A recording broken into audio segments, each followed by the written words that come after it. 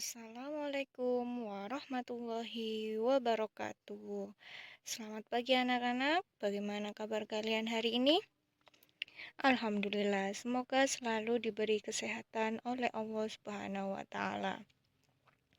Dan sebelum memulai pembelajaran, seperti biasa kita berdoa bersama-sama dulu, membaca basmalah bersama-sama. Bismillahirrahmanirrahim. Nah, hari ini kita belajar IPA, Ilmu Pengetahuan Alam, tema 4, subtema 2, dan subtema 3.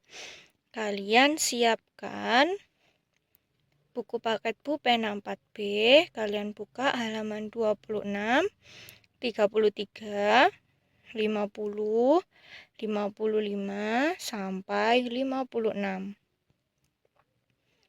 Nah, materi kita yang pertama adalah tentang dampak pemanfaatan teknologi bagi keseimbangan alam. Nah, salah satu pekerjaan yang memanfaatkan teknologi adalah nelayan.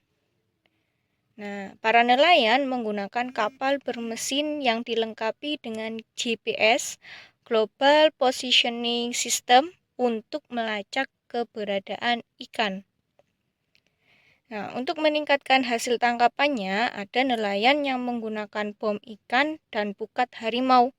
Namun, kedua peralatan tersebut dilarang penggunaannya karena mengakibatkan dampak negatif terhadap lingkungan, misalnya rusaknya terumbu karang. Nah, para nelayan sebaiknya memperhatikan hal-hal berikut supaya keseimbangan alam tetap terjaga. Yang pertama, tidak menangkap ikan secara besar-besaran. Yang kedua, tidak menggunakan bahan peledak atau racun. Yang ketiga, tidak menggunakan pukat harimau. Dan yang terakhir, memperkirakan daur hidup ikan. Nah, di Indonesia itu ada nelayan yang masih menggunakan peralatan tradisional untuk menangkap ikan. Ada pula yang sudah memanfaatkan teknologi modern. Nah, perbandingan nelayan tradisional dan modern dilakukan dengan menggambar diagram Venn. Nah, berikut ini adalah contoh diagram Venn, ya, membuat dua lingkaran yang menyambung, ya, mencari perbedaan nelayan tradisional dan nelayan modern. Kemudian yang di tengah-tengah adalah persamaan dari nelayan tradisional dan nelayan modern. Nah, yang kedua, penghematan sumber daya alam dalam kehidupan sehari-hari. Penghematan penggunaan sumber daya alam dapat kita terapkan sehari-hari. Contohnya, yang pertama, menghemat air saat mencuci. Yang kedua, melakukan daur ulang pada barang-barang bekas. Yang ketiga, hemat saat menggunakan kertas. Yang ketiga, dampak eksploitasi hutan yang berlebihan. Apa sih eksploitasi itu? Eksploitasi merupakan pemanfaatan sumber daya alam untuk memenuhi kebutuhan manusia. Nah, yang kedua, manusia melakukan eksploitasi hutan untuk berbagai kepentingan, seperti membuka lahan untuk pertanian atau pertambangan. Kemudian, eksploitasi hutan yang berlebihan dapat merugikan manusia dan lingkungan sekitar. Nah, hutan memberikan banyak manfaat bagi manusia dan lingkungan. Oleh karena itu, kita wajib menjaga kelestarian hutan, antara lain dengan melakukan reboisasi atau menanam kembali hutan yang gundul dan menerapkan sistem tebang pilih tanaman.